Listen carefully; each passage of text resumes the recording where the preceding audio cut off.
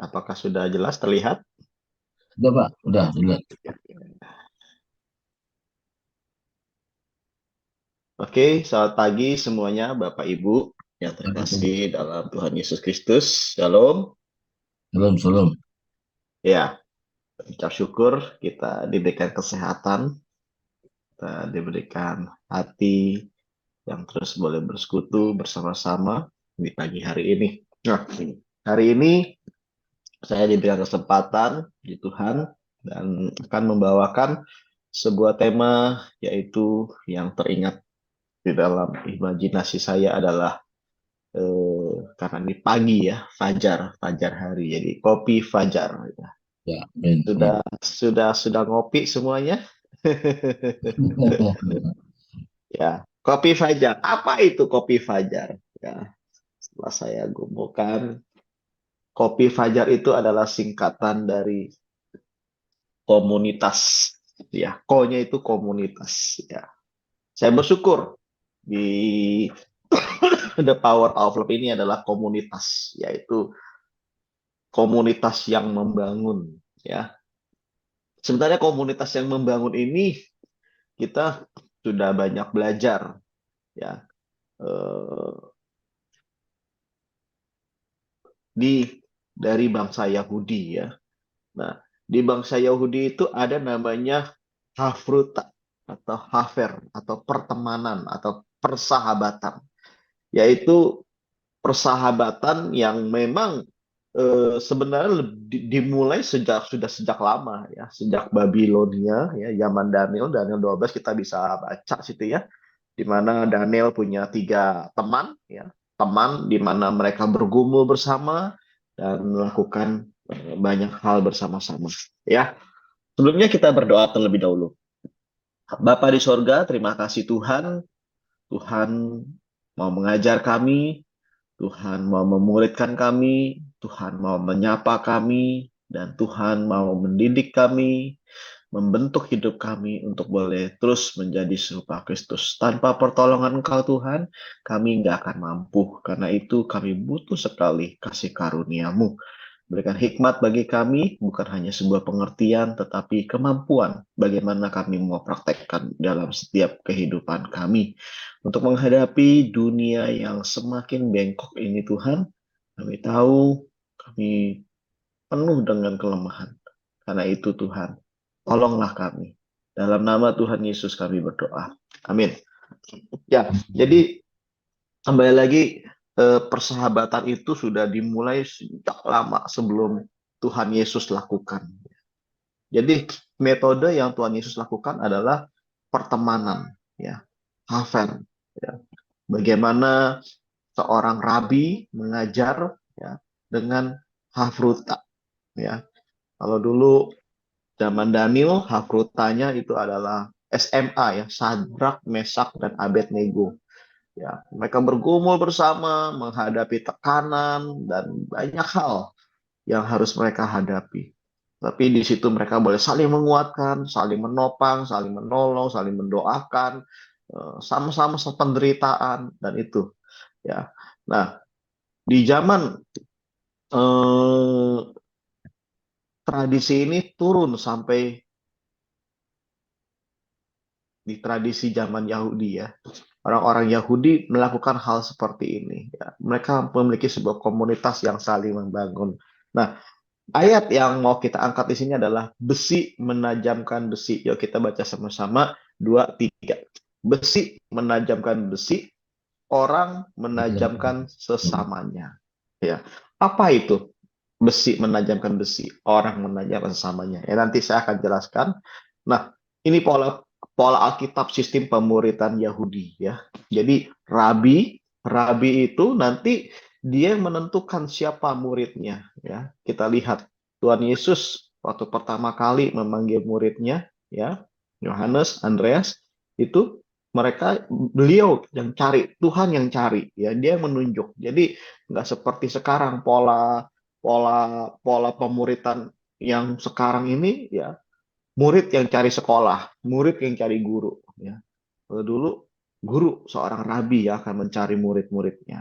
Nah, ada tingkatan kelasnya, yaitu Betsefer. Nah, Betsefer ini adalah murid yang memang dia ditugaskan harus membaca menghafal Taurat. Ya, Taurat itu harus dihafal. Ya, umur 5 sampai 10 mereka sudah menghafal Taurat. Ya, ada Bet Midras. Bet Midras itu umur 10 sampai 14. Ya. Bet Midras itu umur 10 sampai 12 mereka bukan hanya sekedar menghafal ya, tetapi mereka sudah mulai merenungkan, menggali ya Taurat itu ya. Nah, Bet Talmud ya, Bet Midras tuh sekarang diikutin tuh ya, ada madrasah, bahasa bahasa asli itu midras ya, madrasah midras ya. Nah, yang selanjutnya adalah Bet Talmud, 14 umur 14 tahun ke atas ya, itu sudah ikut kemana gurunya ikut ya, kemana gurunya pergi dia selalu ikut ya, terus berdua berdua berdua berdua ya. Nah, itulah yang kalau kita baca di Firman ya, di situ juga katakan Tuhan Yesus mengutus ya, bukan hanya 12 murid, murid Yesus bukan hanya sekedar 12, banyak ya, mengutus murid-muridnya berdua berdua ya sampai 70-an ya. Nah, itu pola yang Tuhan Yesus pakai di dalam hal pemuritan ya, dan pemuritan itu akan menjadi efektif apabila 2-3 orang ya, firman juga katakan kan 2-3 orang berkumpul ya dengan sepakat ya, minta apapun Tuhan akan berikan ya kan. Nah, jadi di sini apa maksud dari Amsal tadi ya, besi menajamkan besi, manusia menajamkan sesamanya. Nah, ini adalah hafruta Kristus ya, di mana Kristus memuridkan kamu lewat saya ya. Jadi prinsipnya seperti itu. Besi menajamkan besi, orang menajamkan sesamanya. Kristus memuridkan saya lewat kamu ya. Kristus melayani orang lain melalui kita ya. Jadi umpamanya di sini ada Ibu Alicia Hutajulu ya nih ya. Nah, Ibu Alicia Hutajulu memuridkan. Bu Dewi namanya. Oh, Ibu Dewi ya. Oh, Ibu Dewi. Ibu Dewi memuridkan eh, Ibu Tiar, ya kan? Kristus memuridkan Ibu Tiar lewat Ibu Dewi. Nah, Kristus juga memuridkan Ibu Dewi lewat Ibu Tiar. Nah, Kristus juga melayani orang lain melalui Ibu Tiar dan Ibu Dewi. Nah, jadi gitu. Besi menajamkan besi, orang menajamkan sesamanya. Jadi eh, Yesuslah pandai besinya, gitu ya. Ya, Yesuslah pandai besinya. Jadi dari hal ini kita jadi ngerti, oh ternyata seseorang sedang memuridkan saya. Ya, misalnya suami, ya Kristus memuridkan si suami lewat istri. Ya, Kristus memuridkan istri lewat suami. Kristus melayani orang lain melalui pasangan suami istri ini, gitu.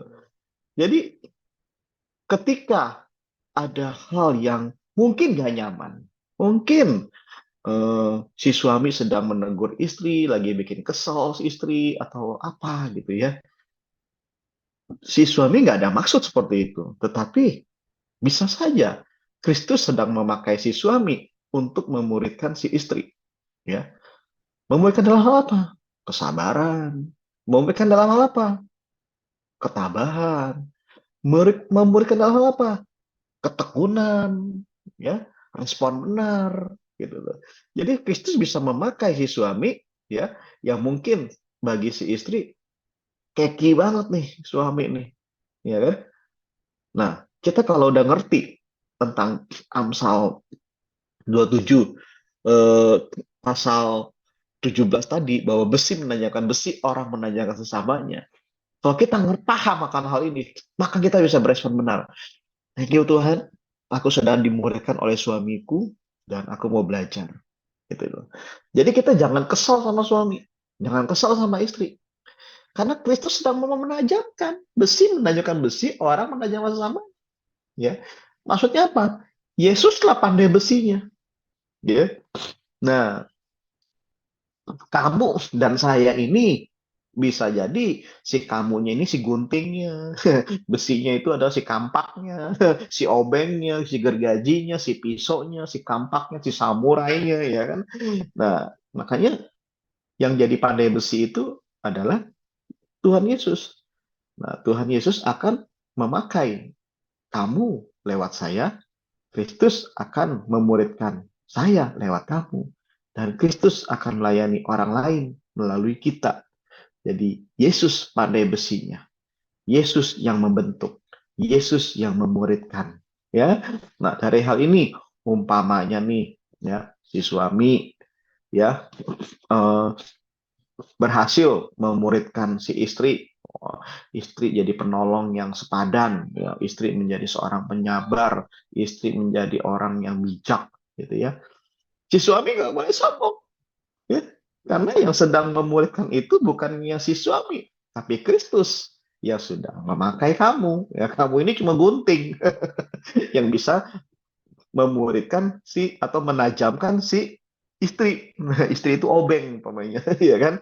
Nah, nah, jadi ya, si pandai besinya siapa? Kristus yang akan menempa, dihajar, pang, ya kan? Kita lihat ya, kalau pandai besi kalau bikin pedang ya dibakar, dihajar lagi, semakin memurnikan. Ya, semakin memurnikan. Kalau konteksnya ini suami istri akan semakin murni hidupnya. Suami istri akan semakin hidupnya berkenan, menyenangkan hati Tuhan, terus bisa melayani banyak orang suami istri ini apabila Kristus yang memuridkan, ya. Kalau umpamanya gagal, ya udah nggak apa-apa, jangan merasa tertuduh. Aduh, aku gagal nih memuridkan istriku, aduh aku gagal nih menjadi penolong suamiku. Ya, Kristus yang ngerjain itu semua kok, ya. Dia Alfa Omega, dia yang mengawali, dia yang mengakhiri, ya. Kita nggak usah takut, yang penting gini, kita siap-siap aja ketika ditempa, ketika diasah, digesek, ya kan. Ya, proses gesekan itu kan pasti nggak enak, ya. Prosesnya pasti menyakitkan, ya. Mungkin kita bisa tersinggung, kita bisa, dan lain banyak hal respon-respon kita. Tapi kalau kita paham akan hal ini, kita akan ngerti, ya. Terkadang saya sama anak saya, ya, satu kali, ya saya tuh udah punya komitmen ya sama istri, ya nggak boleh makan di kamar, gitu ya. Nah, satu kali saya lagi mengerjain tugas, ngerjain satu, aku bilang ke istriku, "Ah, nih boleh nggak aku disiapin makannya, nanti aku makan di kamar." Langsung anakku ngelotot, gitu ya, langsung ngelotot ya, oh iya, itu punya komitmen gak boleh makan di kamar. Nah, saya lagi dimuridin tuh, saya lagi dimuridin tentang apa konsistensi, integritas itu saya lagi dimuridkan sama anak saya. Nah, dari situ saya nggak boleh ngerasa petatang penteng mentang saya bapak, seorang ayah, seorang tua. Udah, papa kan lagi ini banyak alasan, nggak bisa, nggak bisa. Nah, ini Kristus lagi memuridkan si ayah lewat si anak, gitu. Jadi ketika saya ngerti, paham tentang metode pemuritan Yesus, ya, pemuritan Yahudi sampai sekarang. Yahudi itu makanya kenapa Yahudi itu bisa dibilang eh, masyarakatnya pintar-pintar, jenius-jenius semuanya, ya, banyak penemuan-penemuan dari mereka, gitu ya. Dan itu karena mereka jalankan sistem pemuritan seperti ini, ya. Dua tiga orang ada rabinya, dan nanti lama-lama dia akan seperti rabinya, ya, seperti lagu tadi, ku mau sepertimu Yesus, ya. Bagaimana mau seperti Yesus, baru dimuridkan, baru ditempa sedikit udah tersinggung. Ya kan, baru mau dibentuk, ya kan, baru ini udah mudah tersinggung dari orang-orang, ya, banyak hal, ya. Jadi kita sini semua orang kan, ya. Lebih baik besi menajamkan besi, orang menajamkan sesamanya, ya, daripada nanti dibentuk oleh batu, ya, dibentuk oleh binatang, ya kan.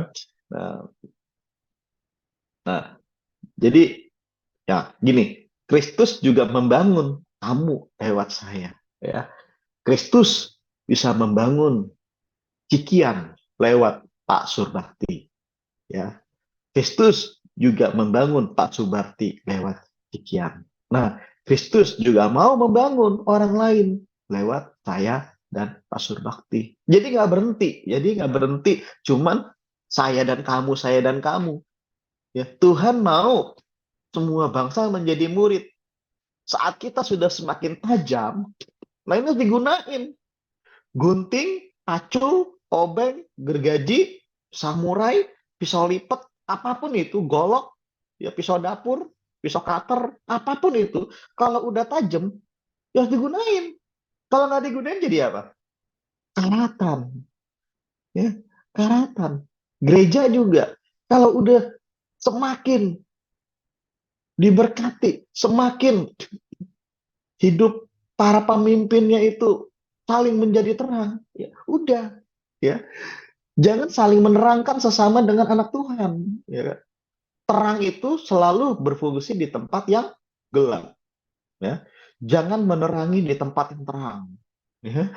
Banyak orang debat firman, debat Alkitab. Akhirnya apa? Terang lawan terang. Kalau terang ketemu terang, akhirnya apa? Silau, men. Jadi silau. Ya kan? Kalau ada silau apa? Banyak gereja gampang tersinggung.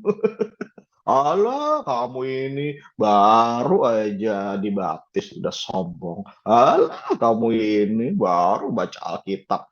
Eh, saya ini udah bolak-balik ya kan. Baca Alkitab ya, kejadian sampai Wahyu itu udah bolak-balik, udah puluhan kali, ratusan kali ya kan. Bahkan saya ini lahir dulu ya, tali pusar saya itu dipotong pakai Alkitab katanya.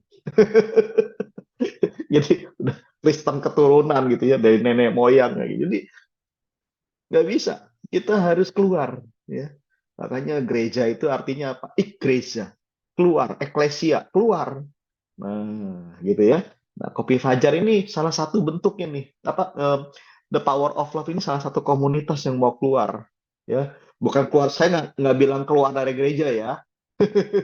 Saya nggak bilang, wah, kok gitu nggak usah bergereja aja. Enggak. Maksudnya gini, mau membangun orang lain, ya, melalui the power of love ini salah satunya, mau membangun orang lain tubuh Kristus, ya, nggak pandang dari gereja mana, yang mau saling membangun, ya. Tetapi ingat, yang membangun itu adalah Kristus. Ada, men? Nah, agendanya apa nih? Agendanya ini nih, ya. Kalau kita nggak punya agenda, nanti akhirnya jadi agak ngawur. Ya. Agenda Hafruta Kristus, pemuritan Kristus itu apa? Ya, di dalam Kolose 3 ayat 15 sampai 16. Hendaklah damai sejahtera Kristus memerintah dalam hatimu. Wow, ya. Jadi yang memerintah, kalau umpamanya kita jadikan Yesus sebagai pandai besi, jadi hati kita ini diperintah oleh Kristus yang membawa sebuah damai sejahtera. Ya, karena itu, untuk itulah kamu dipanggil menjadi satu tubuh, ya. Terus mengucap syukurlah, gitu loh. Jadi di dalam satu tubuh, walaupun berbeda-beda karakter dan lain sebagainya, tetapi kita satu tubuh di dalam Kristus. Jadi kalau sesama anak Tuhan saling melukai, kepalanya Yesus yang sedih, Yesus yang sangat sedih, ya. Nah, yang 16 bilang apa? Hendaklah perkataan Kristus. Nah, kalau udah memerintah dalam hati, otomatis perkataan Kristus juga diam dengan segala kekayaannya di antara kamu. Nah, kalau di antara itu berarti artinya apa? Komunitas.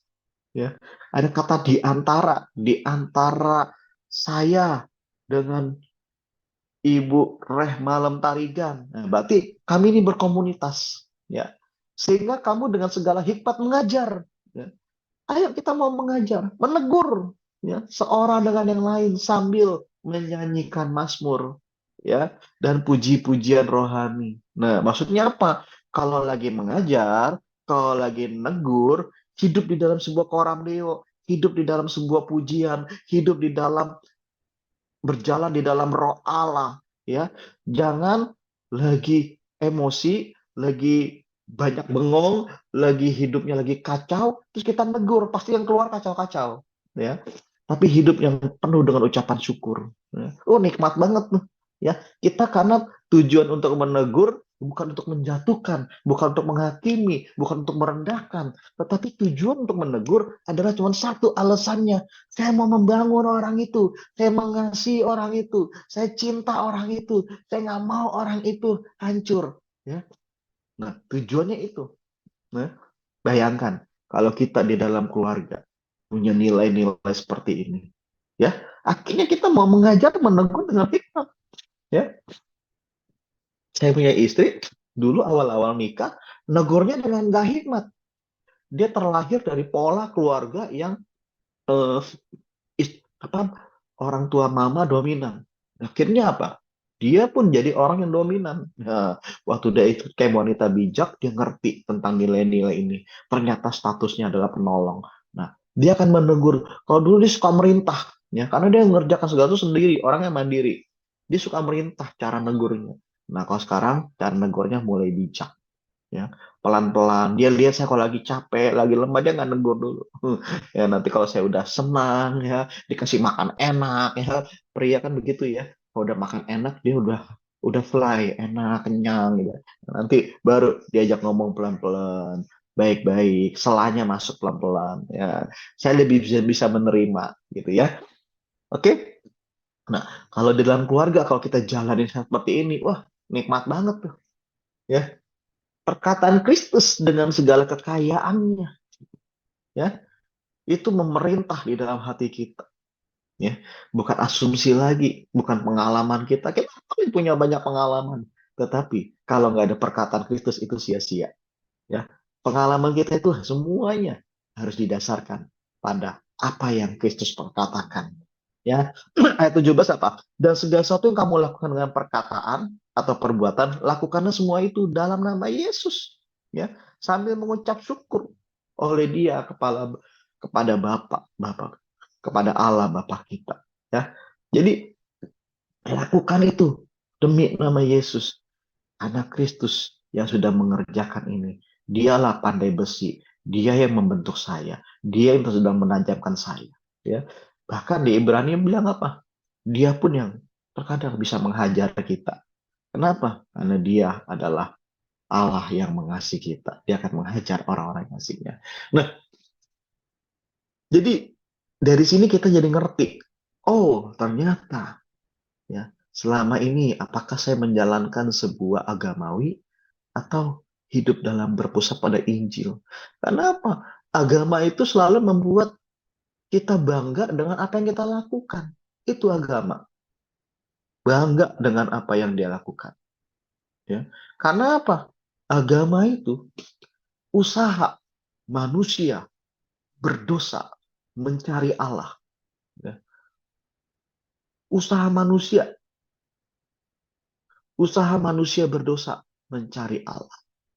Ya, kalau kita tahu ya, di zaman-zaman Maliaki 400 tahun itu zaman-zaman kegelapan, ya, muncul banyak agama, ya, muncul banyak agama, muncul banyak filsuf-filsuf, ya, Socrates, ya, Kongfucu, itu semuanya tuh lahir dari tahun-tahun itu.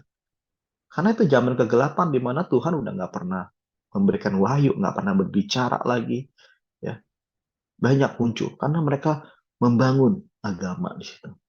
Tetapi Injil membuat kita bangga dengan apa yang sudah Kristus lakukan.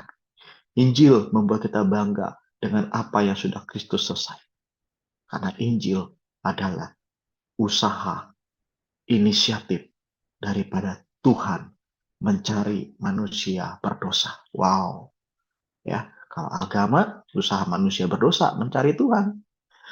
Tapi Injil, usaha atau inisiatif Tuhan mencari manusia berdosa. Dari sini kita ngelihat orang yang selalu memiliki Christ centris, berpusat pada Injil, maka hidupnya akan terus dibentuk oleh Kristus yang mau menajamkan. Dia bisa pakai sesama, suami, anak, istri, pembantu, pemimpin, rekan kerja. Kalau kita sadar akan nilai hal ini, kita ngerti, wah, kita nggak jadi baperan, nggak mudah tersinggung. Terima kasih Tuhan, hari ini tukang parkir sedang memuridkan saya. Terima kasih Tuhan, hari ini asisten rumah tangga sedang membangun saya. Terima kasih Tuhan, hari ini saya sedang dibentuk oleh tetangga. Terima kasih Tuhan, saya telah dibentuk oleh para pemimpin. Kita akan bersyukur terus akhirnya, ya. Kita nggak mudah tersinggung. Nah, yang kedua, Tadi baru kok ya, komunitas membangun. Pi, nah kopi itu pikiran Kristus. Ya, janganlah kamu menjadi serupa dengan dunia ini, tapi berubahlah oleh pembaharuan budimu, sehingga kamu dapat membedakan mana yang kehendak Allah, apa yang baik dan berkenan kepada Allah dan yang sempurna. Ya, kalau kita mau ngerti apa kehendak Allah dalam hidup kita, ini ya, ayo kita mau bergantung. Bisa nggak kita serupa? Mampu nggak kita berubah? Ya, karena perubahan bukanlah suatu perubahan, ya, sampai terjadi perubahan. Kalau kita mau berubah, ya berubahlah. Nggak usah susah, yang mau berubah ya berubahlah gitu loh. Tetapi perubahannya seperti apa? Perubahannya yang dibentuk oleh Kristus sendiri. Ya, kita jangan menganggap diri kita sudah berubah. Ya, kalau bukan dikerjakan oleh Roh Kudus. Ya, banyak orang mau berubah karena punya agenda sesuatu. Ya, banyak orang berubah karena dia punya motivasi, bukan didasari oleh Roh Kudus yang mengerjakan. Ya, jadi ketika kita bisa berubah, kita pun nggak jadi sombong. Kalau orang bilang gini, ih kamu tuh udah berubah ya sekarang. Ya jangan jangan jadi sombong. Karena ingat, Yesus pandai besinya. Dialah yang mengubahkan. Ya. Nah, bagaimana membangun sebuah perubahan itu? Mulai dari segala apa yang kita pikirkan. Ya, seperti Filipi 4 ayat 8. Ini ayat favorit yang selalu menjadi perenungan. Ya, jadi akhir-akhirnya saudara-saudara, semua yang benar, semua yang mulia, semua yang adil, semua yang suci, semua yang manis, semua yang sedap dengar, semua yang bajikan dan patut dipikir. Pikirkanlah itu. Ya, pikirkan. Maksudnya apa? Renungkan. Ya. Apa sih yang mulia? Apa sih yang adil? Apa sih yang suci? Apa yang manis? Ya, kalau bisa saya simpulkan, ya, ini semua adalah semua perkataan Kristus yang tercatat di dalam Alkitab. Ya, yang mulia itu adalah Alkitab, Firman Tuhan, perkataan Kristus, God Word. Ya, semua yang suci, semua yang manis, semua yang sedengar, ya, yang patut dipuji dan pikirkan semuanya itu, renungkan kebenaran itu. Ya, sehingga saya punya statement begini. Waktu saya dapat ayat itu, tiba-tiba muncul statement pikiran saya. Ya, gara-gara ngerenungin ayat itu, dapat tiba-tiba ada statement begini. Pikiran yang kosong, ya, adalah taman bermain yang indah bagi iblis. Iya, iblis itu cara kerjanya klasik. Ya, kenapa Adam dan Hawa itu jatuh? Ya, karena dia nggak ingat apa yang diperkatakan sabda oleh Firman. Ya, dia akan memutarbalikkan segala pikiran kita. Ya, Nabi Hosea juga bilang, umatku binasa karena tidak punya pengetahuan. Jadi pikiran yang kosong adalah taman bermain yang indah bagi iblis. Gitu. Ya, jadi kita mau sama-sama belajar bagaimana membangun kopi Fajar. Nah, Fajarnya itu apa? Family altar. Ya, praktekkan 4M. 4M itu apa? Nah, kita baca dulu di sini ya. 4M itu bicara menerima firman Tuhan, merenungkan firman Tuhan, melakukan firman Tuhan, dan membagikan firman Tuhan. Ya, di Esra 7 bilang apa? Sebab Esra telah bertekad. Ya. Bertekad ini artinya ada tujuan. Ya. Dia mau menerima. Ya. Terus, dan untuk meneliti. Nah, dia mau merenungkan. Ya. Dan melakukan serta mengajar. Jadi, kita kalau firman Tuhan jangan cuma sekedar dibaca. Ya. Tapi kita mau merenungkan. Ya. Kayak kita gini lah ya. Umpamanya Ibu Dewi makan kacang ya. 10 10 kilo kuat nggak Bu makan kacang Bu? Jangan 10 kilo lah ya, berapa ya? 2 kilo lah. 2 kilo kacang nih ya. Mau lebaran nih banyak kacang nih ya. Nah, makan kacang kacang sukro, bukan kacang sukro, kacang kacang mede 2 kilo. Waduh, panas dalam tuh, Bu. Nah, tapi nggak dikunyah, Bu. Ditelan aja, Bu. Ditelan. Ditelan aja. Ditelan, telan, telan, telan sampai 2 kilo, Bu. Mohon maaf nih, tiba-tiba pagi-pagi mules gitu ya ke WC. Itu yang keluar pasti kacang juga, Bu. Karena nggak dikunyah. Tapi kenyang nggak waktu makan kacang 2 kilo? Kenyang, kembung tuh perut tuh. Ya kan, udah, udah mual-mual mungkin ya. Nah, tapi nanti pas ke WC keluar kacang juga, Bu. Karena apa? Karena nggak dikunyah. Nah, demikian juga firman. Firman kalau masuk, ya kan, masuk doang, dia baca doang, nggak direnungkan. Ya begitu, kita jadi tukang hafal firman. Nggak beda jauh dengan orang Farisi itu kan, ahli Taurat. Cuma hafal firman, tetapi nggak dikunyah, nggak direnungkan. Apa nih Tuhan dari firman ini yang menegur? Apa sih yang harus perbaiki? Ya kan? Apa yang menegur saya? Apa yang perlu saya ubah? Gitu. Kita merenungkan, Tuhan ngomong apa sih dalam hal ini? Gitu kan? Kita nanya terus, gitu loh. Nah, cara cara meneliti ya begitu. Kenapa? Mengapa? Bagaimana? Ya, kita kalau pengen tahu isi hati anak kita juga begitu, Bu. Kenapa? Mengapa? Bagaimana? Ya, ibu-ibu kalau pengen tahu isi hati suami, ya, jangan dihakimin, jangan dibikin keputusan dulu. Ya, kenapa ya suami saya pulang terlambat? Ya, mengapa suami saya sering terlambat? Ya, bagaimana caranya supaya nggak terlambat? Nah itu begitu, Bu. Kenapa ya suami saya kalau makan di meja tuh berantakan? Bagaimana ya supaya makanan itu bisa tersisa? Terus kenapa ya? Kenapa? Mengapa? Bagaimana caranya supaya suami saya bisa makannya? Nah, itu kalau kita pengen ngegali sesuatu, ya, kenapa, mengapa, bagaimana? Itu namanya open communication. Ya, saya kalau pengen tahu isi hati anak saya, kenapa ya kamu selalu taruh? Kenapa ya? Kamu selalu nggak pernah mau matiin lampu kamar mandi. Ya, bagaimana caranya supaya gini? Terus, nah kalau udah bagaimana, ada solusi buat dia. Terus kita latih dia, gitu ya.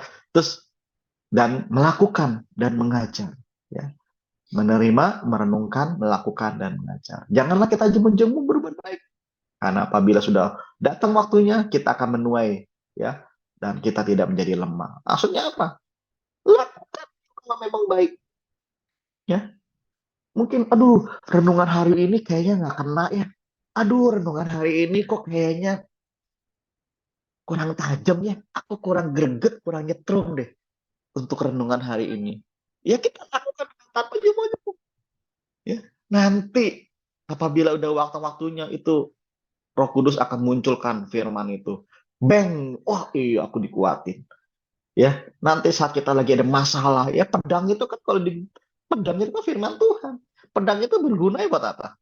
Lagi saat-saat santai-santai, prajurit lagi tidur siang, nggak ada guna tidur siang. Pedang itu, pedang itu berguna pas lagi ada lawan, ya kan?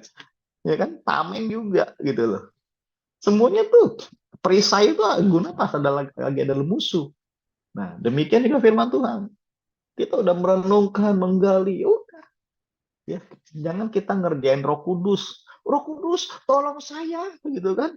Tolong saya Tuhan. Ya, tapi nggak pernah baca firman-Nya, nggak pernah merenungkan firman-Nya, ya kan? Yang muncul apa? Telenovela akhirnya yang muncul. Kata-kata romantis, film drama Korea yang muncul. Karena itu yang selalu diisi. Pikirannya tuh nggak kosong sih, nggak kosong. Tapi film-film berkorea yang diisi. Akhirnya apa? Lebay, gitu kan? Akhirnya apa? Banyak muda baperan, banyak cemburu. Ya itu kan film-film Korea kan lagi dibangun kayak begitu tuh, ya kan? Eh, romantis, nanti sad story, ya kan? Dan perselingkuhan dan sebagainya. Itu kan lagi dibikin tuh. Iblis lagi banyak mengisi pikiran kita dengan hal seperti itu. Ya, jadi jangan jemu-jemu untuk berbuat hal seperti ini. Nanti akan berbuah pada musimnya. Wow, waktu berbuah pada musimnya, wow, itu saya tuh kadang-kadang, aduh, gak sia-sialah Tuhan. Apa yang selama ini saya perjuangkan, apa saya buat, tiba-tiba berbuah pada musimnya. Dan saya dimampukan. Ya. Dan ingat, karena Yesus Kristus yang mengerjakan itu semua. Ya, jadi firman Tuhan yang sekedar dibaca itu nggak ngubah. Ya. Firman Tuhan yang sekedar dibaca tidak akan mengubahkan hidup. Tapi firman Tuhan yang dilakukan yang akan mengubahkan. Ya, jadi firman Tuhan itu nggak ngubah hidup apa-apa. Ya, firman yang dilakukan akan mengubahkan. Ya, iblis tahu firman kok, ya kan? Waktu dia mencobai Tuhan Yesus, wah dia kutip firman, ya kan? Ya kan? Dia kutip firman. Tapi dia berubah nggak? Nggak, karena dia nggak mempraktekkan firman, gitu loh. Dia nggak melakukan firman, nggak mengubah, ya. Bilang sama diri kita, saya mau diubahkan oleh firman, ya. Nah, yang ketiga, ya fajar, ya, saling mengajar. Nah ini penting banget nih, penting banget, ya. Apa yang telah engkau dengar daripadaku, di dalam 2 Timotius 2 ayat 2, di depan banyak saksi, percayakan itu kepada orang-orang yang dapat dipercayai, yang juga cakap mengajar orang lain. Ya, kita mau mengajar orang lain. Kita kembali mengajar orang lain, ya. Kita gitu. Kita tuh mudah lupa kalau hanya mendengar, ya. Kita akan mudah mengingatnya kalau kita mempraktekannya. Tetapi kita akan memahami dengan sempurna kalau kita mengajarkannya kepada orang lain, ya. Sama istri, ya, di dalam panggilan konseling jemaat, bimbingan pranikah, tuh saya menikmati banget tuh, ya. Kenapa? Nilai-nilai itu saya ulang lagi. Saya sudah dengar dari mentor saya dengar, ya, dan kami mau berjuang. Kami nggak bilang kami udah berhasil sempurna mempraktekkan. Jatuh bangun juga, tapi kami terus mempraktekkannya. Akhirnya itu sesuatu yang diulang-ulang menjadi sebuah rema dalam kehidupan. Nah, Roh Kudus tolong kami, dan kami juga mudah untuk mempraktekkannya, ya, karena kami ingat sesuatu yang udah kami praktekkan, kami ingat, gitu loh. Nah, menjadi semakin kaya lagi, semakin tajam lagi, ya kan? Besi mendanyakan besi, orang menajamkan sesamanya. Ya, saya punya mentor, ya, dipakai oleh Yesus menajamkan kami berdua, ya kan? Nah, lewat kesaksian kami berdua, itu juga menajamkan mentor saya. Mentor saya kadang-kadang, wah, kesaksian kamu bagus nih, ya, saya sangat diberkati. Ya, apa yang kamu gumuli, saya sangat diberkati. Ya, nanti saya jadikan bahan diskusi, ya, saya jadikan untuk kesaksian, ya, gitu loh, buat si istri saya dan sebagainya, gitu loh. Nah, tapi nggak berhenti di situ. Kristus juga memakai mentor saya dan saya beserta istri, ya, mengajar orang lain keluar, ya, keluar, nggak cuma semuanya saya dapat terus saya terima selesai, enggak, masih ada komanya.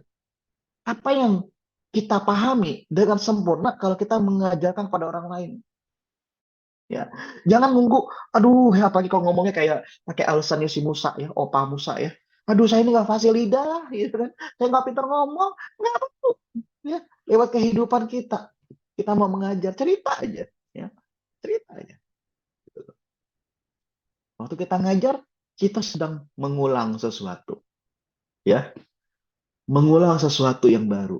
Nah, di situ Kristus bisa menajamkan kita lagi, membentuk kita lagi, semakin kaya lagi, semakin dalam lagi, semakin ngerti lagi, sampai dalam tahap, wow, ada sesuatu yang baru yang Tuhan ungkapkan.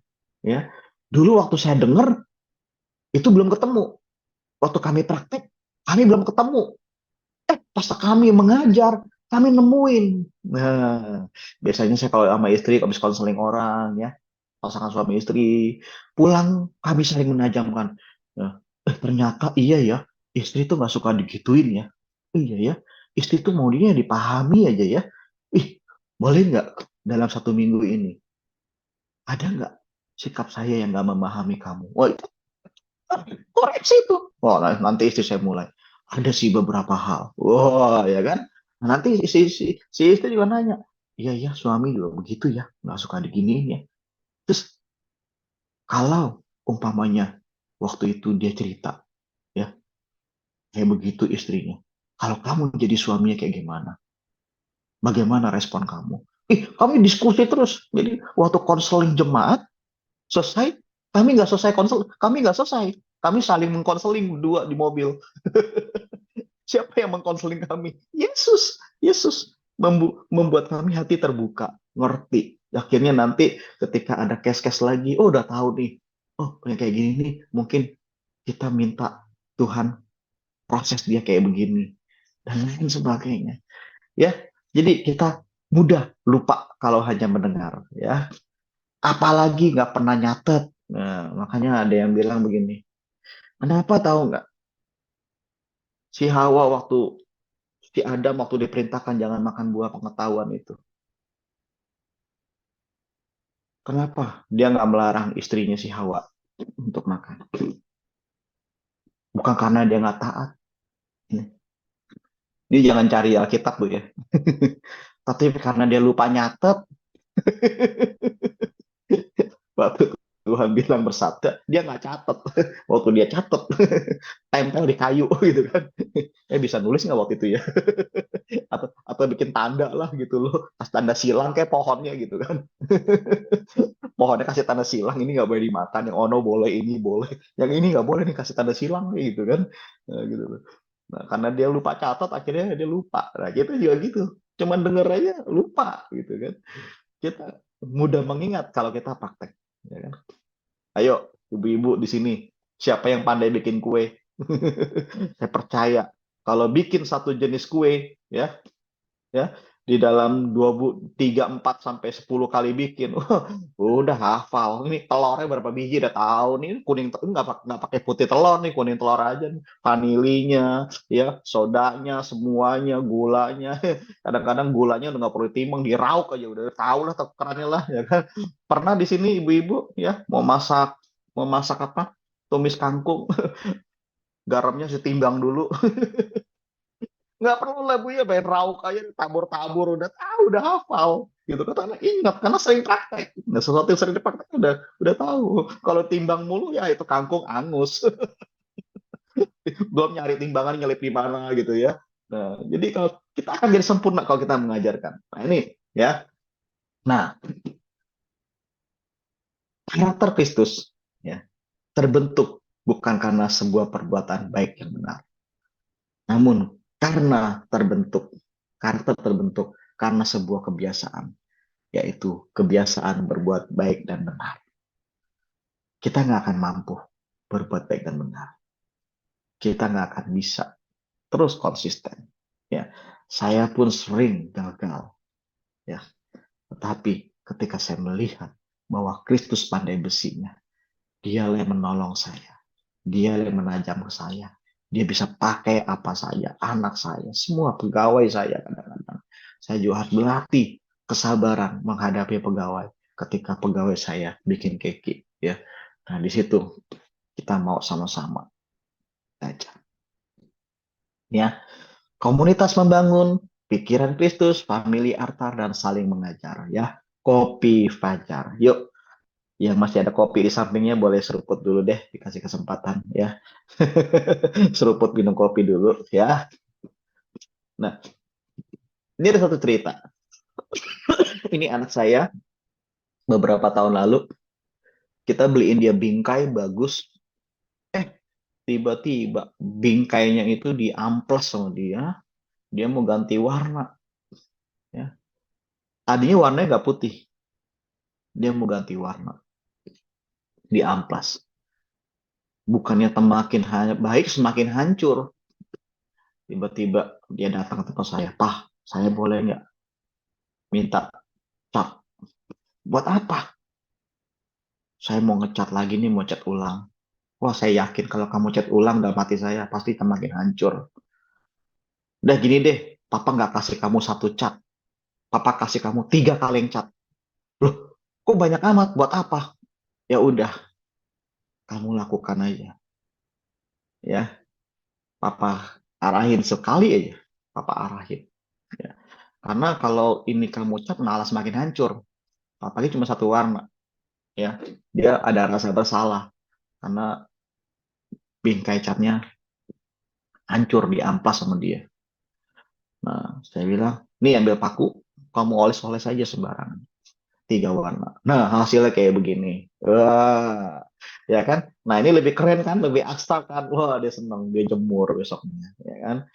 Nah, dijemur, dari sini saya merenung. Thank you, Lord. Engkau sudah memuridkan saya lewat anak saya. Lewat perkara ini saya jadi bisa berespon benar. Saya nggak marah. Karena saya beli bingkai itu bagus banget. Ya, buat dia, untuk foto dia.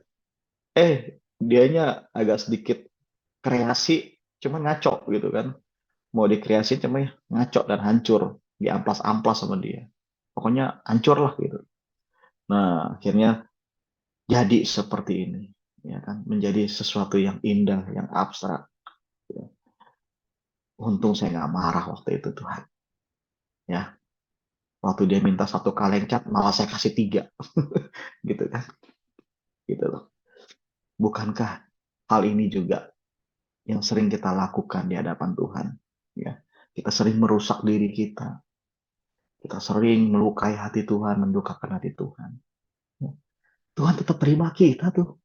Ya, datang aja, datang aja ya Bapak. Minta ampun Tuhan, aku udah melakukan kesalahan. Ya.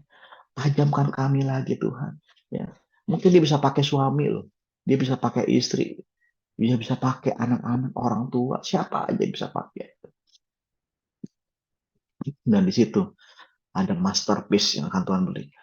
Dia akan bikin sesuatu yang baru. Ya. Maka Firman bilang apa yang nggak pernah kita dengar, apa yang nggak pernah kita lihat, apa yang nggak pernah timbul di hati kita, Tuhan sediakan bagi orang yang mengasihi Dia. Ya, Dia akan membentuk kita, membangun kita menjadi sesuatu yang sempurna, sesuatu yang lebih baik lagi. Ya, kita sadar. Ya, orang kalau mau bertobat bukan berharap untuk diterima Tuhan. Kita bertobat karena kita sadar bahwa Tuhan selalu mau menerima kita. Kalau kita sadar ini, kita nggak akan tertuduh. Kita tetap datang menghampiri tata kasih karunia-Nya. Ya. Jadi waktu lukisan ini jadi, dia jemur, saya pikir ya itu nanti mau ditempel buat fotonya. Ya sudahlah, memang saya beli bingkai ini buat foto dia gitu.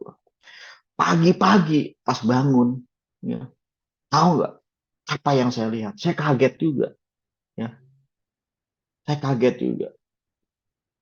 Waktu itu memang dia minta album foto dan dia mau cari-cari foto. Saya pikir dia mau cari-cari foto dia, gitu kan. Tahu nggak apa yang terjadi? Tahu-tahu di meja bingkai foto apa yang dikasih? Bingkai foto kami berdua, ya. Foto kami berdua waktu kami liburan dia ambil, dia tempel di situ. Wow, aku kaget, gitu kan. Ternyata selama ini untung aja saya nggak marah gitu loh. Ya, mungkin kalau saya marah dia akan terluka. Saya tuh mau bikin kreasi bingkai ini sebenarnya bukan buat foto aku, tapi buat papa. Bayangkan kalau waktu itu dia ngomong kayak begitu dalam keadaan saya lagi marah. Ih, hati saya tuh hancur banget tuh ya. Ternyata waktu dia kirim foto ini, foto kami sama istri, dia tempel, dia taruh. Wow, di situ saya melihat, aduh Tuhan, saya semakin hancur hati. Ya. Saya jadi ingat Roma 11:36, ya, segala sesuatu dari Dia, oleh Dia, dan untuk Dia kemuliaan sampai selamat. Anak saya, dia melakukan segala sesuatu untuk menyenangkan hati saya, bukan untuk menyenangkan hati dia. Itu saya bertobat benar, saya bilang, Tuhan, kadang-kadang aku ini egois, kadang-kadang aku ini nggak memuliakan Tuhan untuk mencari nama baik, mencari kemuliaan diri, bukan mencari kemuliaan Tuhan, selalu ingin dipuji, ingin pandang orang dan sebagainya. Tuhan, aku bertobat, aku hancur hati. Ya, jadi Tuhan bisa membangun kita lewat cara apapun. Tuhan bisa membangun kita dengan cara apapun. Ya, kalau hati kita sudah ada perkataan Kristus, mudah ada sebuah frekuensi, ada sebuah iluminasi dari Tuhan, pencerahan, ya, sebuah hati yang terus mau bergaul intim dengan Tuhan, hati yang terus mau dibentuk oleh Tuhan. Ya, dari situlah saya bertobat. Ya, saya bertobat bukan karena supaya saya mau Allah mau menerima saya. Saya bertobat karena saya sadar bahwa Allah selalu menerima saya. Kita bertobat bukan supaya Allah mau menerima kita. Kita bertobat karena kita sadar bahwa Allah selalu menerima kita. Kiranya Tuhan memberkati kita. Amin. Mari kita berdoa. Bapa, terima kasih Tuhan untuk kebenaran firman Tuhan bagi kami dalam Kopi Fajar ini. Kami bersyukur punya komunitas yang membangun, dan kiranya dalam komunitas membangun ini selalu ada perkataan Kristus yang mendiami hati kami, sehingga kami memiliki pikiran Kristus dan membangun family altar dengan keluarga kami, sehingga hidup kami, keluarga kami pun boleh menjadi berkat, di mana Kristuslah pandai besinya yang akan membangun kami untuk kerajaan Allah, untuk menjangkau jiwa-jiwa pada Engkau lagi. Dengan segala kondisi, segala apapun yang kami alami hari ini, yang Bapak Ibu alami hari ini, mereka bisa melihat bahwa Kristus sedang membentuk mereka. Kristus sedang memuridkan mereka. Dan biarlah Tuhan terus tolong. Biarlah kasih karunia-Mu Tuhan menyertai mereka. Rangkuhlah mereka Tuhan, agar hidup mereka terus boleh menyenangkan hati. Berkati komunitas ini, Pastor Terbakti, dan juga rekan-rekan Bapak Ibu semua. Dalam nama Tuhan Yesus kami berdoa. Amin. Benar. Ya, Jadi, Shalom. Pada saat hal ini, saya pribadi bukan hanya sekedar dikuliti, dibedah. Dibedah, saudara. Dibedah. Ya, jadi hari ini, ya, saya beri kesempatan 2 orang saja, kalau punya saksian bagaimana Tuhan membedah, ya. Kalau kulit kan di luar nih, bedah itu sampai ke dalam. Jadi silakan kepada Ibu Tiar dulu, dan juga silakan Ibu Tiar. Ibu Tiar ada? Oh, haleluya, haleluya. Waduh, Kopi Fajar mantap, Pak. Shalom, Pak Cikian. Firman Tuhan yang luar biasa, Pak Surbakti, dan semua Bapak Ibu yang luar biasa yang bergabung ya. Betul. Saya juga, aduh, kayaknya di apa ya? Di iris-iris, terus kasih jeruk gitu, Pak. Ya, tapi mantap pas digoreng. Saya yakin nanti jadi garing gitu kan. Jadi bisa jadi sepotong ikan goreng dari Pak Stanley ya. Luar biasa, hamba Tuhan yang luar biasa. Tuhan kirim ke the power of love. Jadi nggak sia-sia gabung ya Bapak Ibu ya. Tapi satu hal saya hari ini benar-benar, saya udah langsung praktek. Pagi-pagi saya bangunkan, saya saya nelpon ini mana pembina kok nggak dibuka Zoom. Telepon Bu Lydia, telepon Bu Dewi, chat mana ini kok kita belum bisa masuk. Saya bilang sama ya, kita tunggu dulu antri di depan pintu. Rupanya saya lupa ini. Saya pikir udahlah kayaknya udah bablas ini. Saya kerjakan yang lain ya, pas saya masuk kok tahu Pak Cikian udah firman Tuhan ya. Dalam hati, waduh gini ya gitu. Oh rupanya firmannya pas buat saya gitu.